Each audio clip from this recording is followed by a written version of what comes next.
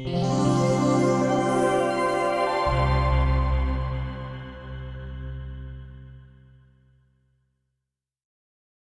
le dans le livre de Nombre, chapitre 9, verset 15 à 23. Nombre. C'est dans la Bible aussi.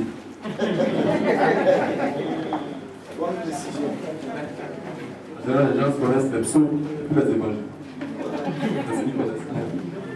Il dit Matthieu, Marc, Luc, ça ils connaissent.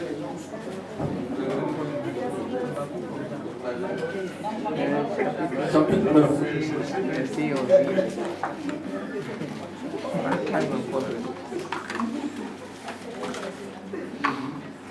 Verset 15 à 23.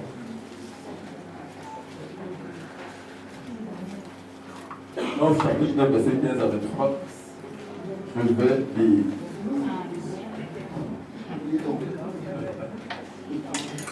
Le jour où le tabernacle fut dressé, la nuée couvrit le tabernacle, la tente d'assignation. Et depuis le soir jusqu'au matin, elle eut sur le tabernacle l'apparence d'un feu. Il en fut continuellement ainsi. La nuée couvrait le tabernacle. Et elle avait de nuit l'apparence d'un feu. Quand la nuée se levait de dessus la tente, les enfants d'Israël partaient. Et les enfants d'Israël campaient dans le lieu où s'arrêtait la nuée. Les enfants d'Israël partaient sur l'ordre de l'Éternel. Et ils campaient sur l'ordre de l'Éternel. Et ils campaient aussi longtemps que la nuée restait sur le tabernacle. Quand la nuée restait longtemps sur le tabernacle, les enfants d'Israël obéissaient au commandement de l'Éternel et ne partaient point. Quand la nuée restait peu le jour sur le tabernacle, ils campaient sur l'ordre de l'Éternel et ils partaient sur l'ordre de l'Éternel. Si la nuée s'arrêtait du soir au matin, et se levait le matin, ils partaient. Si la nuée se levait après un jour et une nuit, ils partaient. Si la nuée s'arrêtait sur le tabernacle 2 jours, ou un mois, ou une année, les enfants d'Israël restaient campés et ne partaient point. Et quand elle se levait, ils partaient. Ils campaient sur l'ordre de l'Éternel et ils partaient sur l'ordre de l'Éternel. Amen. Ils obéissaient au commandement de l'Éternel sur l'ordre de l'Éternel par Moïse. Amen. Amen. Amen. Amen. C'est une bonne parole pour nous. Dans cette période, dans l'environnement dans lequel nous sommes. Nous sommes dans cet environnement-là. Le Seigneur nous a fait des promesses. Le Seigneur nous a dit qu'il nous ouvre la porte de l'accomplissement de ces promesses. Depuis quelque temps, c'est ce que le Seigneur, les paroles que nous recevons pour la sienne, pour cette communauté, pour l'ensemble de cette communauté, pour l'accomplissement de la vision, pour chacun de nous. Le Seigneur nous a dit qu'il a changé le statut de chacun de nous. Amen. Amen. Et comme ce peuple-là, le peuple juif qui était libéré de la captivité, et que le Seigneur conduisait sur la terre promise, la terre où le peuple devait posséder son héritage, le Seigneur est en train de nous conduire. Le Seigneur est en train de nous conduire. Le Seigneur est en train de guider nos pas. Nous sommes en train de marcher avec le Seigneur. On peut le dire physiquement. On peut parler aussi de navigation spirituelle, si on veut rester dans un monde purement spirituel. Parce que nous savons que les choses sont d'abord spirituelles avant d'être physiques. Il vaut mieux voir les choses spirituelles d'abord. Amen. Il vaut mieux apprécier les choses de manière spirituelle d'abord. Il vaut mieux comprendre le langage spirituel d'abord. Parce que tout ce que nous voyons, c'est le reflet de ce qui est dans le monde spirituel. Tu vois quelqu'un prospérer, c'est le reflet de ce qui se passe dans le monde spirituel dans sa vie. Tu vois quelqu'un dans la joie, c'est le reflet de ce qui se passe dans le monde spirituel. C'est par rapport à cela que vous voyez physiquement la personne. Amen. Donc, on peut parler de navigation spirituelle. Comme on peut parler de marche, ça dépend de vous. Amen. Navigons. D'accord. Donc, dans cette navigation spirituelle, le Seigneur avait donné des instructions. Amen. Et le peuple suivait ces instructions pour avancer. Le Seigneur a libéré le peuple, il a fait sortir de l'esclavage, et le Seigneur conduit ce peuple sur le chemin de l'accomplissement. Là où ils vont posséder cet héritage que le Seigneur leur a promis. là où ils vont posséder l'accomplissement, là où ils vont entrer en possession de ce que le Seigneur leur a donné. Et le Seigneur leur donne des instructions. Il y avait une nuée qui couvrait la tente d'assignation. Donc, lorsque la présence de Dieu était dans le lieu, aussi longtemps que la présence de Dieu restait là, tout le peuple restait là, personne ne bougeait. Lorsque la présence de Dieu quittait ce lieu et avançait, on suivait simplement la présence de Dieu. Parce que c'est le Seigneur qui connaît le chemin. Amen. C'est lui qui sait ce qu'il nous a promis. Et c'est lui qui sait comment il va nous faire entrer dans ce qu'il nous a promis. Ce qu'il t'a promis, il te l'a promis à toi seul. Amen. Il ne l'a pas promis aussi. Nous n'avons pas les mêmes promesses. Nous n'avons pas le même héritage. Mais chacun de nous a un héritage. Souvenez-vous que lorsque le peuple est entré sur la terre promise, chacun a reçu une partie du territoire. Amen. Chacun a reçu quelque chose. Ce n'est pas comme les Jeux olympiques où il y a beaucoup d'athlètes et puis après on sélectionne quelques médaillés. 3 médaillés, médaille d'or, médaille d'argent, médaille de bronze et tout le reste ils vont mourir en fait. Mais le Seigneur, ce n'est pas comme ça. Amen. À la fin, chacun reçoit des récompenses. Tous ceux qui arrivent, ils reçoivent des récompenses. Amen. C'est ça, c'est bon, c'est merveilleux d'être avec le Seigneur. Chacun reçoit quelque chose. Chacun reçoit son héritage. Et non de moins, il n'y a pas de nom de consolation pour quelques-uns. Chacun reçoit quelque chose de palpable, quelque chose de grand. Amen. Chacun reçoit quelque chose de grand. Tout ce qu'il conduit. C'est pour cela que tu ne peux pas te mépriser ou bien te négliger. Parce que pour tous autant que nous sommes, Dieu nous aime. Pour tous autant que nous sommes, Dieu a pour nous de grandes choses. Tous autant que nous sommes, Dieu veut nous faire avancer sur le chemin de notre destinée, pour que nous puissions accomplir une grande destinée. Tous autant que nous sommes, tous autant que nous avons connu le Seigneur. Amen. Tous autant que nous avons connu le Seigneur. Seulement, comme nous l'avons lu, il a des instructions. Amen. Il a des instructions. Amen. Sur ces instructions, on arrive sur la terre promise. Et si on arrive sur la terre promise, on possède le territoire. Et si on possède le territoire, ce territoire-là, il nous a dit que le lait et le miel coulent sur ce territoire. On peut donner possession de tout ce qu'il y a sur ce territoire. On ne marche pas en vain avec le Seigneur. On ne marche pas en vain avec le Seigneur. Lorsqu'on avance, on avance pour posséder. Amen. Parce que lui seul connaît le chemin. Et lui seul connaît ce qui se trouve sur la route. À chaque étape de la marche, ou à chaque étape, je dirais, de la navigation spirituelle de ce peuple-là, il y avait des obstacles. Et ces obstacles-là, le Seigneur seul connaissait comment faire pour vaincre ces obstacles. Amen. La bataille à Jéricho n'a pas été la même chose que la bataille à Canaan. Amen. Amen. Ce qui fait qu'avec le Seigneur, la religion, ça ne marche pas. Les répétitions. Comme le pasteur a fait comme ça, et puis ça a marché, il avait témoigné. Moi, si je vais faire comme ça, ça ne va pas marcher. Amen. Ça ne va pas marcher. Amen. Amen. Chacun doit avoir les yeux fixés sur le Seigneur. Amen. Chacun doit, je dirais, se livrer entièrement au Seigneur. Il doit être plongé dans le Seigneur. Le Seigneur nous a fait des promesses. Et il faut que ces promesses s'accomplissent dans notre vie. Amen. Amen. À ce niveau, il n'y a pas de souci. Amen. Amen. Il a fait ses promesses et il met tout en œuvre pour accomplir ses promesses. Mais lorsqu'il libère une parole sur la terre, le diable ne peut pas s'opposer à cette parole. Même le diable ne peut pas s'opposer à cette parole. La parole est obligée de s'accomplir. Lorsqu'il libère une parole, lorsque le Seigneur prononce une parole sur toi, lorsque le Seigneur te fait des promesses, lorsqu'il a dit que la lumière soit, est-ce que vous avez vu le diable se lever pour dire non, la lumière ne sera pas? Il a dit que la lumière soit et la lumière apparut. Amen. Quand elle a dit que tel apparaisse, c'est apparu. Quand il a mis les enfants, Adam et Ève dans le jardin, le diable ne peut pas se poser au plan de Dieu de leur vie, dans leur vie. Il a fait qu'il les fait sortir du jardin pour qu'ils puissent, c'est-à-dire il leur donner une parole, pour qu'eux-mêmes ils puissent se comporter comme il ne faut pas se comporter, afin qu'ils ne puissent pas hériter. Amen. Amen. Amen. Tout se trouve entre nous. Amen. Nous nous obéissons et nous avançons. nous n'obéissons pas et nous quittons sous la protection que le Seigneur a pour nous. Un voyez bien, regardez l'environnement dans lequel nous sommes. Nous sommes dans un désert. Et dans le désert, il fait très chaud dans la journée. La Bible dit que dans la journée, il y avait quoi? Il y avait une nuit. Donc, tout ce peuple-là était protégé dans la journée. Contre cette chaleur atroce qui est le soleil. Dans la nuit, ça avait l'apparence de la nuit. Il fait très froid dans le désert. Et là, ça avait l'apparence de quoi? Du feu. Le feu. Il fait très froid dans le désert. Donc ceux qui vont se laisser conduire par le Seigneur et qui vont marcher en se laissant conduire par cette nuit-là, la nuit, ils sont protégés.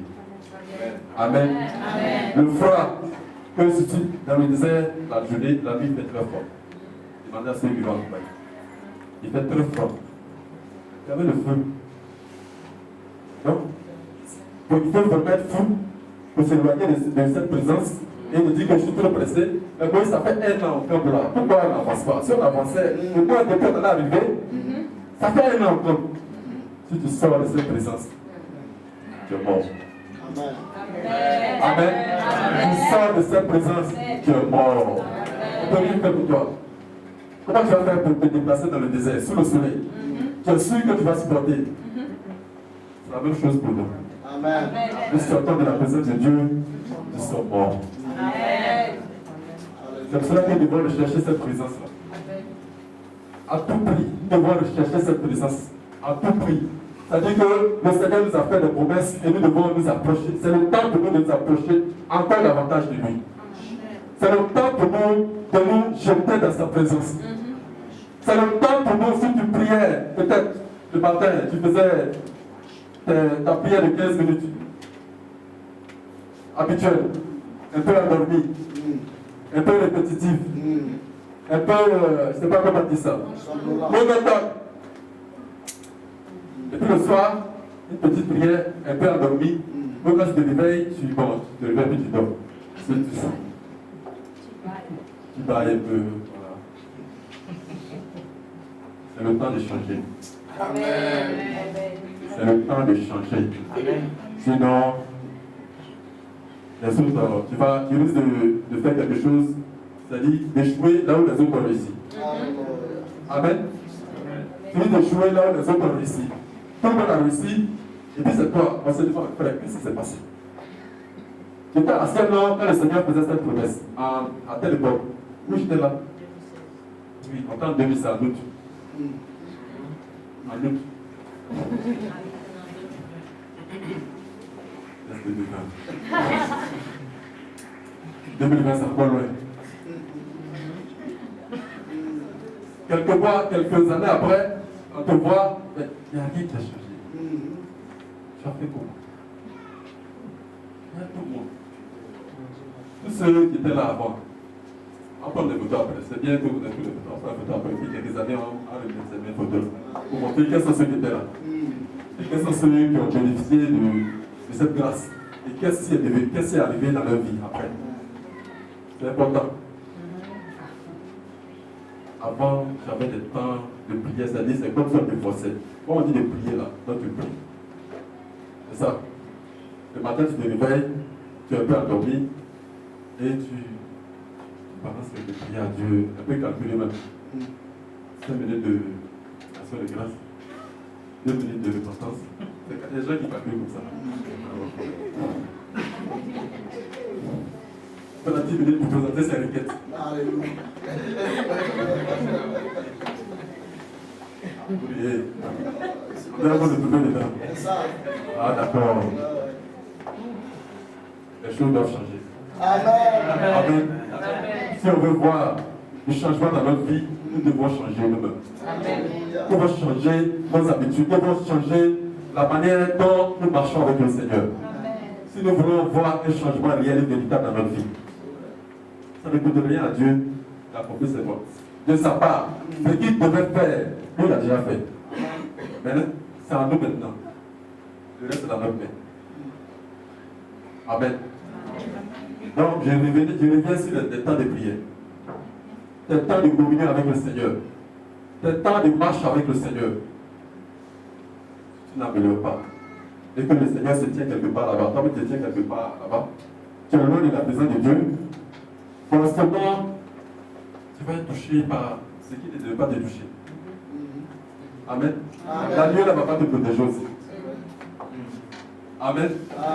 Peut-être que tu vas pas tu ne seras pas au courant que la nuée là s'est élevée, donc on s'en va. La nuée s'est élevée, donc on s'en va. Au moins de leur compte, mais où ils sont? Amen. Nous nous laissons entièrement conduire par le Seigneur. Et c'est pour cela que c'est important pour nous c'est-à-dire de chérir cette présence du Seigneur. C'est important pour nous de créer des moments, des temps où nous sommes dans la présence du Seigneur. Rien n'est plus important que ça. Sur cette terre, rien n'est plus important que la présence de Dieu. Rien n'est plus important que de se laisser conduire par le Seigneur. Rien n'est plus important que cela. Tu vas peut-être penser que tu es en train de perdre quelque chose en ne faisant pas ce que les autres font. Bon, ils vont venir. Et même c'est eux qui vont témoigner. Amen. C'est eux qui vont témoigner. Oui. Voilà ce qu'il est devenu. Voilà ce qu'il est devenu. Voilà ce que le Seigneur a fait de lui. Voilà comment il est arrivé. Au début, il était comme ça. Au début, il était comme ça.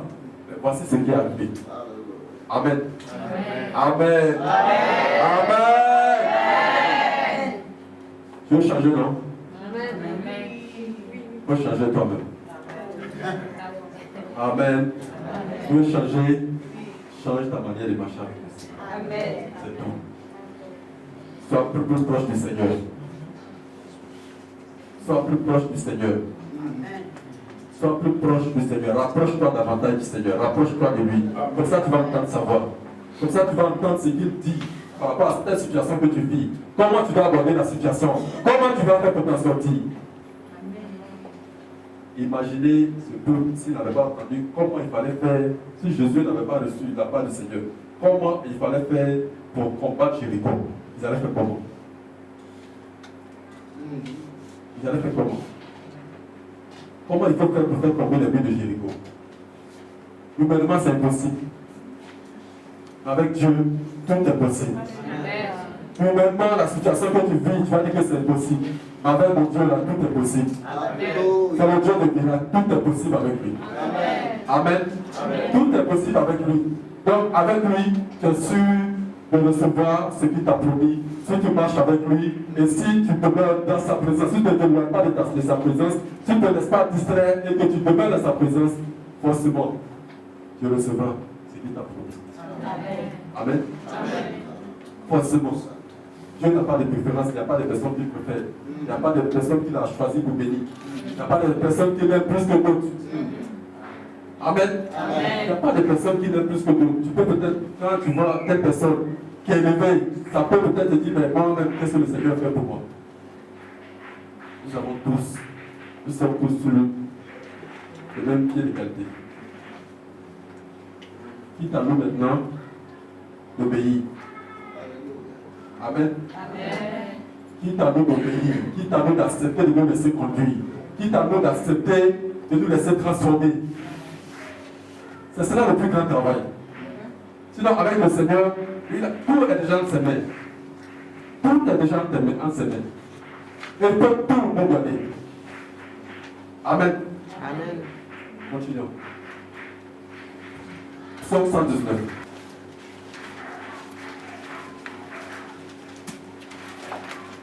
Verset 97 à 106.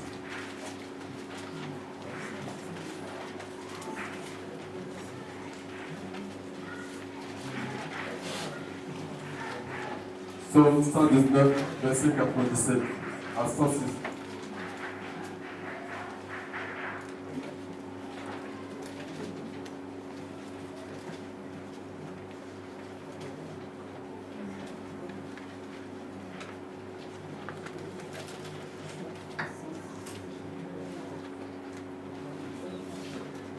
Si vous ne trouvez pas, allez-y dans la table des matières. Allez voir quel moyen.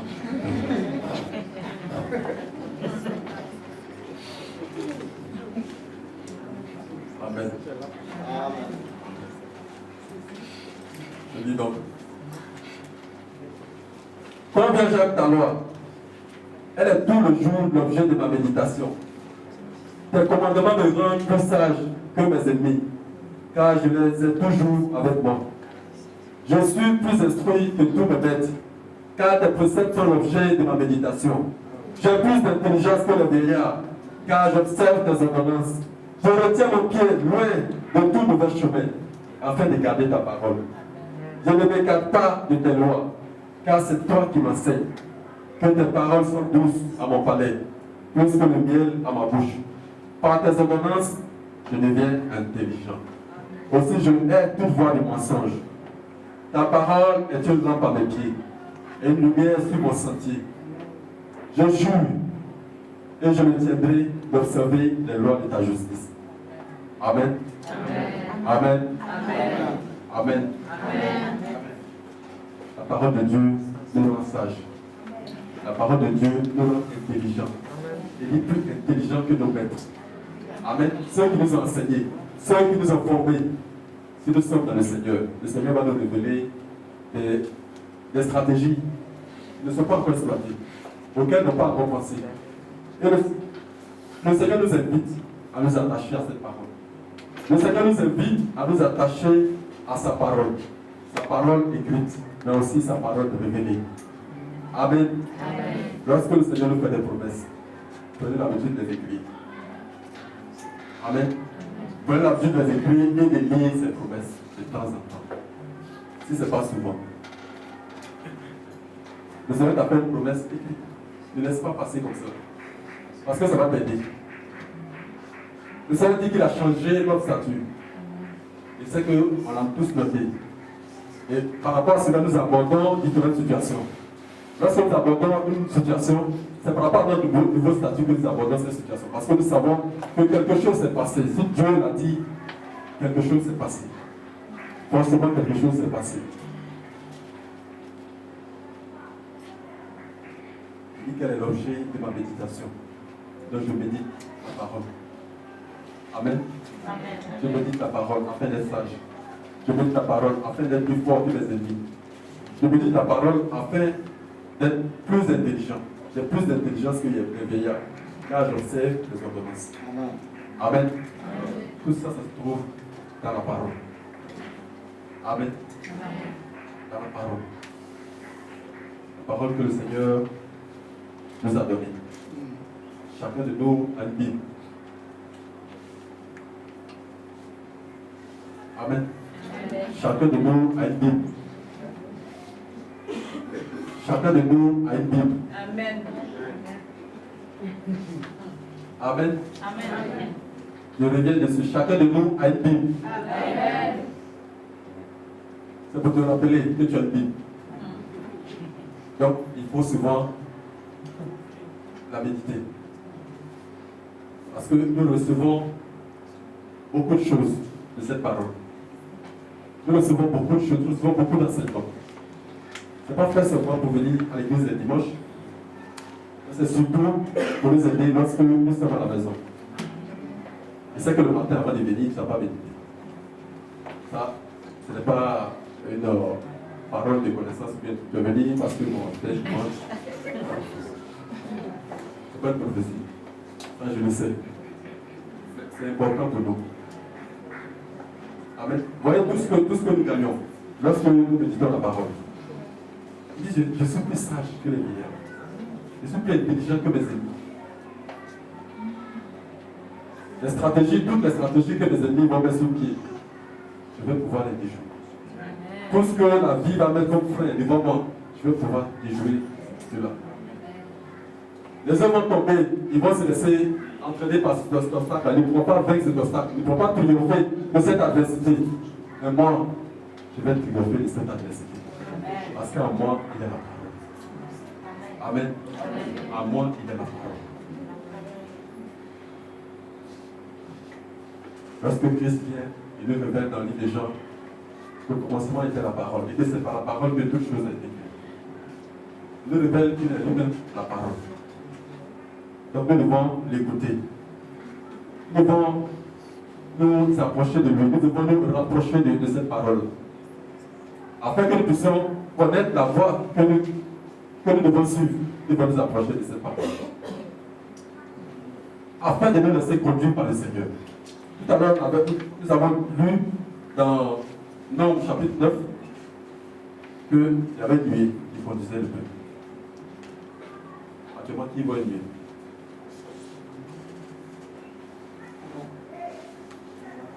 On fait comment pour se laisser conduire?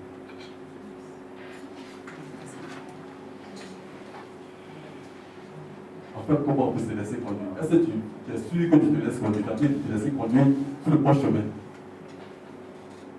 Est-ce que tu es sûr que tu vas arriver? Est-ce que tu es sûr que les pièges que l'ennemi va mettre devant toi, tu vas pouvoir surmonter tous ces obstacles?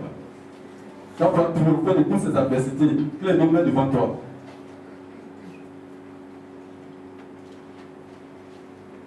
Tu n'es pas équipé et tu es resté dans le désert.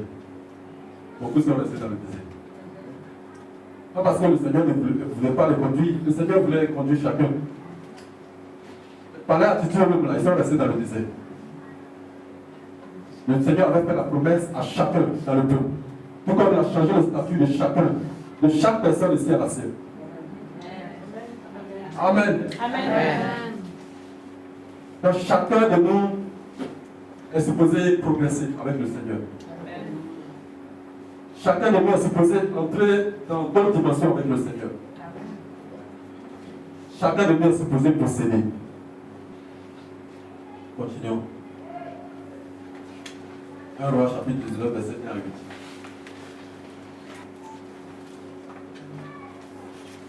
Je lis la parole.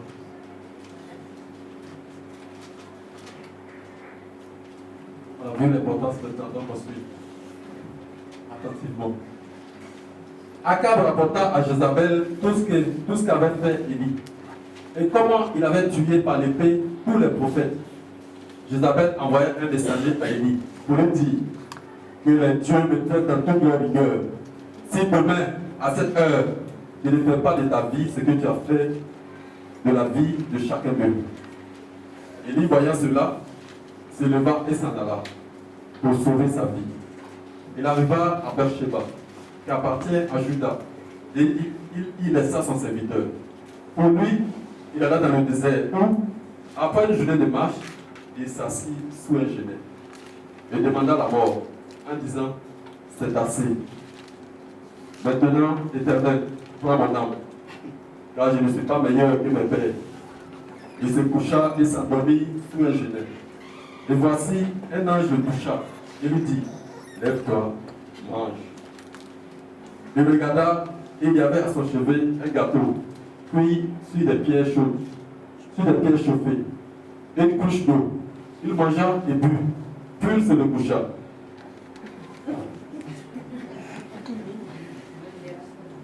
L'ange de l'Éternel vint une seconde fois, le toucha et dit: lève-toi, mange, car le chemin est trop long pour toi.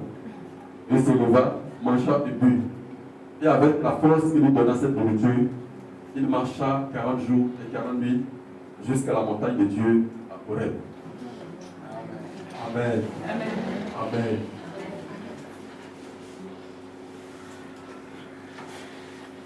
Avant cet épisode, c'est un peu rapporté que Élie avait tué les prophètes. Il s'agit de quels prophètes? Il s'agit des adorateurs d'idoles, des prophètes de Baal. Il avait eu une confrontation avec eux pour savoir qui est Dieu. Si c'est l'Éternel ou bien si c'est Baal. Et il s'agissait de préparer un sacrifice, une offrande. Et celui dont le Dieu amenait le feu pour consommer son sacrifice, celui-là était Dieu. Les prophètes de Baal ont commencé. Jusqu'à une certaine heure, il n'y avait rien encore. Il criait encore plus fort. Il a dit, mais il y a encore plus fort. Votre Dieu, là, peut-être qu'il dort, peut-être qu'il a voyagé. C'est vrai. Le Dieu, là, n'est pas omniprésent.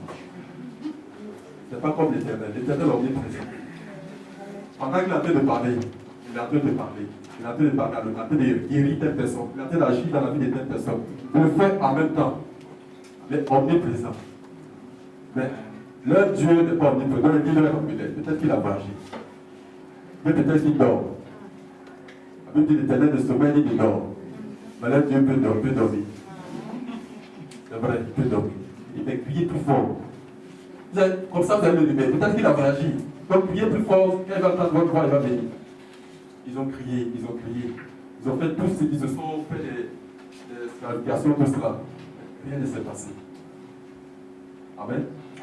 Parce que ce n'était pas Dieu. Ce n'était pas le véritable Dieu. Le véritable Dieu, c'était l'Éternel.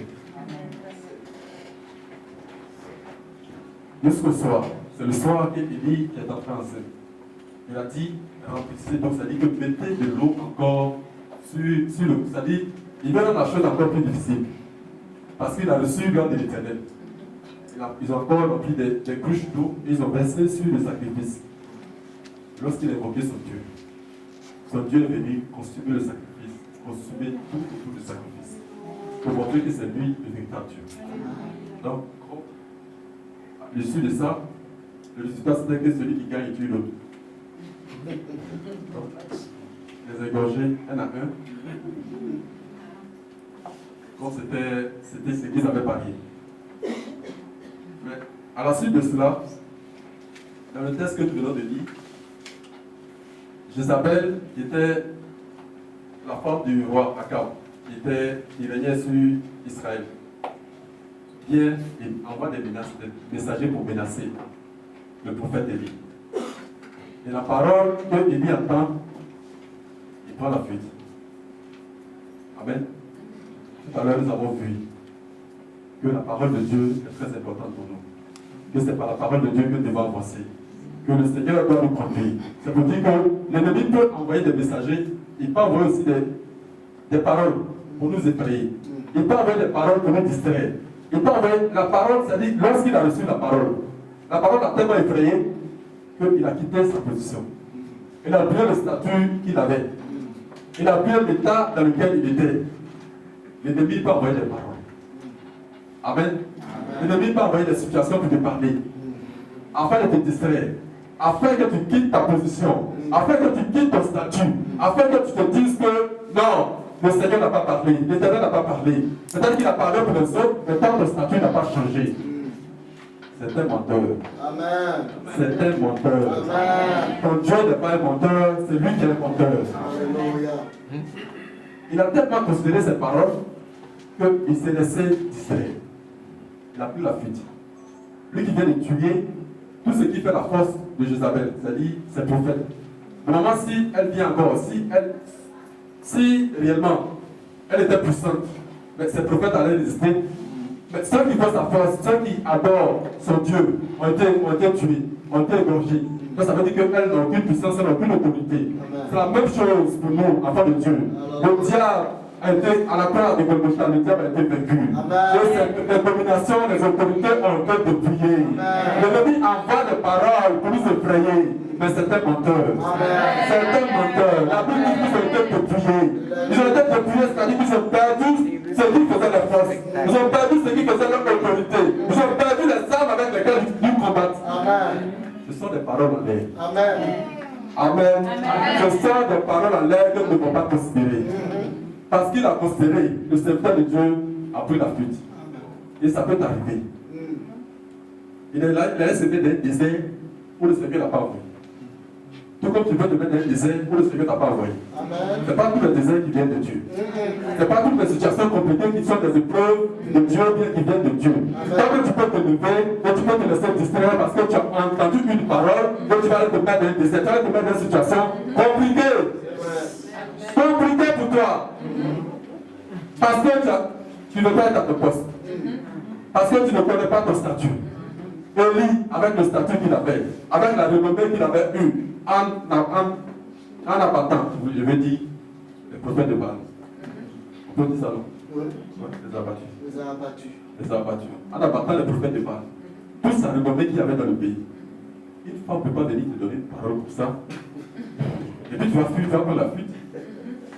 Nous rions, mais ça nous arrive. Que nous recevons des paroles. Que les situations dans nos vies nous effraient. De sorte que nous puissions oublier nos statuts. De sorte que nous puissions oublier qui nous sommes réellement en Christ. De sorte que nous puissions oublier la position que nous a donnée Christ lorsqu'il partait.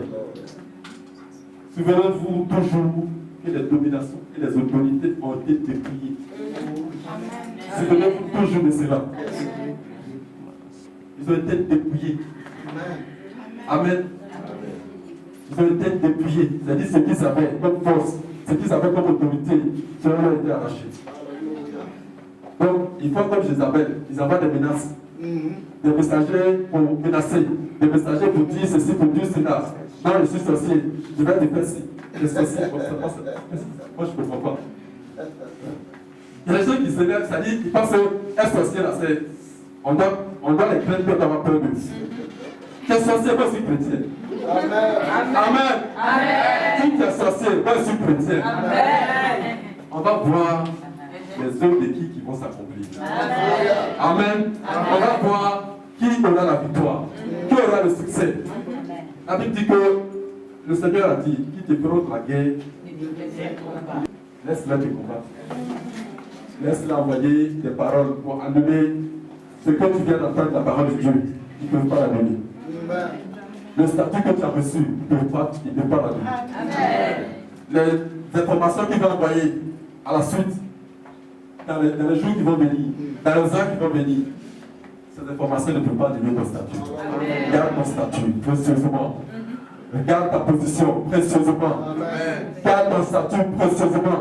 Ton statut d'enfant de Dieu, ta position d'enfant de Dieu, l'autorité que tu as reçue de Christ lorsqu'il est allé à la croix. Garde cette position précieusement. Je dirais chaleureusement. Amen. Parce que personne ne peut t'arracher cette position. Alléluia. Personne ne peut t'arracher cette position. Jézabel envoie des messagers. Jézabel envoie des messagers. Menteur. Mais ce sont des menteurs. S'ils étaient forts, à la croix, ils allaient résister. S'ils étaient forts, à la croix, ils allaient refuser. À la croix, ils allaient combattre. À la croix, ils n'allaient pas permettre que Christ puisse avoir la victoire. Il a eu la victoire. Amen. Et ce qui est bien pour nous, c'est que les dominations et les autorités, laissez-moi vous expliquer. Qui sont les dominations et les autorités? Les principautés. Lorsque il y a eu guerre, comment il s'appelle?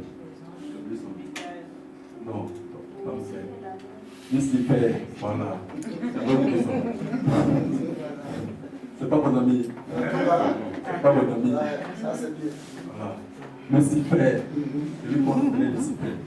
Et qu'on appelle maintenant Satan. Lorsqu'il s'était rebellé, la Bible dit qu'il s'est rebellé avec un tiers des anges. Amen. Donc, dans les anges, il y a une certaine hiérarchie. Il y a les archanges et il y a les anges. Lorsqu'il s'est rebellé, il n'y avait pas seulement que des anges, il y avait des archanges. C'est-à-dire dans le lot d'anges. Donc, les anges déchus, c'est-à-dire ceux qui étaient les saints anges, qui avaient le grade d'ange, ce sont les démons. Maintenant, les archanges qui sont partis avec lui, eux qui sont les principautés et les autorités, les dominations. Donc, dans chaque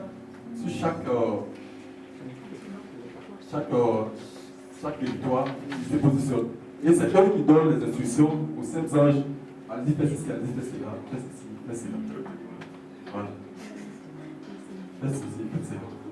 Mais le Seigneur est tellement bon, c'est-à-dire qu'il n'a pas allé voir les petits démons et les trucs. Ce sont les chefs. Alléluia. On les a vaincus. Amen. C'est-à-dire que c'est les chefs, les patrons. C'est que les instructions, c'est eux qui l'ont dépouillé. Qu'est-ce qu'on va faire les petits démons et les chefs? Alléluia. Qu'est-ce qu'on va faire avec les petits démons? Si le supérieur hiérarchique a été dépouillé, qu'est-ce que tu peux me faire? Si ton supérieur a été dépouillé, celui qui te donne les instructions, il n'est plus opérant. Il n'a plus d'autorité, il n'a plus de pouvoir. Tu ne peux plus te frayer. Souvent, il tente de nous effrayer. Et souvent, il tente d'annuler ce que nous avons reçu de la part de Dieu. C'est des menteurs. C'est des menteurs. Ils ne vont même pas avoir. C'est-à-dire qu'on ne devait pas les laisser nous approcher d'eux. Un démon ne peut pas t'entendre. Je suis un chrétien. Je suis un enfant de Dieu. Si je dois traiter, c'est peut-être avec les dominations et les principautés, c'est avec que je peux traiter. Quand toi, un petit démon comme ça, on respectait quand même. Elle me dit que lorsqu'il y a une guerre dans le ciel, Dieu ne s'est pas déplacé. Ce sont les archanges qui sont les combattre, les anges qui sont les combattre parce que ce n'est pas à ce niveau. Amen. Amen. Il y a des situations qui ne sont pas à ton niveau. Dans lesquelles tu te jettes dedans et puis tu partages, tu vas, tu viens. Donne-moi des instructions. Donne-moi des instructions. Ils vont te devant toi. Amen. Amen. Les obstacles que l'ennemi veut mettre devant toi, par les démons qui mettent devant toi, ils n'ont aucune autorité devant toi. Ils n'ont aucune puissance devant toi. Si les principautés et les dominations ont été dépouillées, c'est quel démon qui peut tenir devant toi?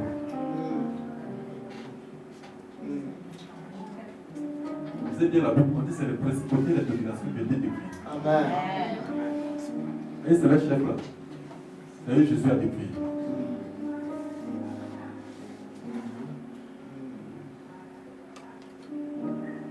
Je disais que ce qu'on doit avoir à faire, c'est quand même à eux qu'on doit avoir à faire, mais pas les petits. Parce que nous ne sommes pas n'importe qui. Amen. Tu n'es pas n'importe qui. Amen. Et en suivant le Seigneur, c'est sûr que tu vas entrer en possession de ce qui t'a posé. Dans les jours qui viennent, dans les heures qui viennent, tu vas entendre des bonnes nouvelles. Tu vas entendre des bonnes nouvelles dans chaque maison. Tu vas entendre des bonnes nouvelles dans la vie de chacun. Tu vas entendre des bonnes nouvelles. Tu vas entendre des bonnes nouvelles. Dans les jours qui viennent, tu vas entendre des bonnes nouvelles. Il faut qu'on entende de bonnes nouvelles. Il faut qu'on entende de bonnes nouvelles. Parce que Dieu le fait mon cœur. Il faut qu'on entende de bonnes nouvelles. Il faut qu'on entende de bonnes nouvelles.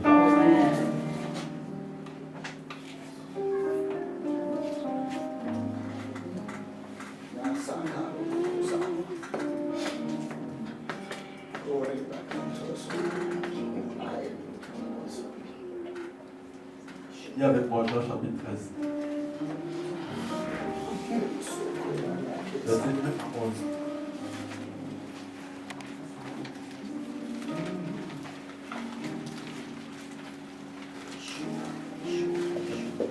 Jean chapitre 13, verset 1 à 11. 13, verset 1 à 11.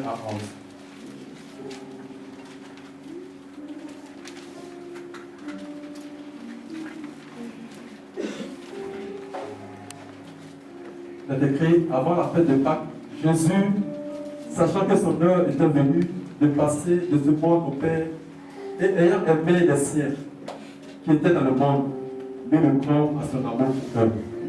Pendant le souper, lorsque le diable avait déjà inspiré au cœur de Judas Iscariote, fils de Simon, le dessein de le livrer, Jésus, qui savait que le Père avait remis toutes choses entre ses mains, qu'il était venu de Dieu et qu'il s'en allait à Dieu, se leva de table, ôta ses vêtements et prit un linge dont il s'est saigné.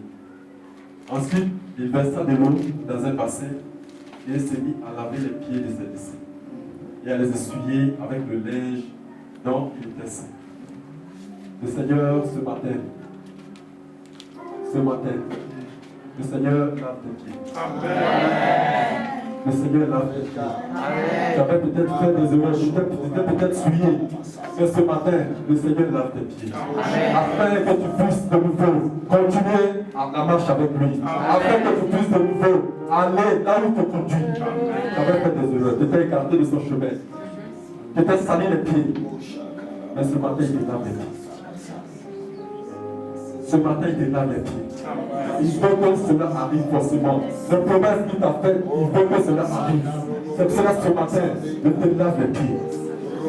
Tu n'es plus la même personne. Oublie les erreurs que tu avais faites. C'est fini. Oublie les erreurs que tu avais faites. Ne te culpabilise pas. Ne laisse pas l'ennemi te culpabiliser. Parce que c'est fini. C'est fini. Il n'y a rien à faire.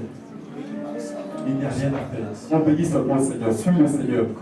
Que tu entres certainement dans ta terre promise. Que tu prends possession de ton héritage. Tenez-nous debout, bien aimés.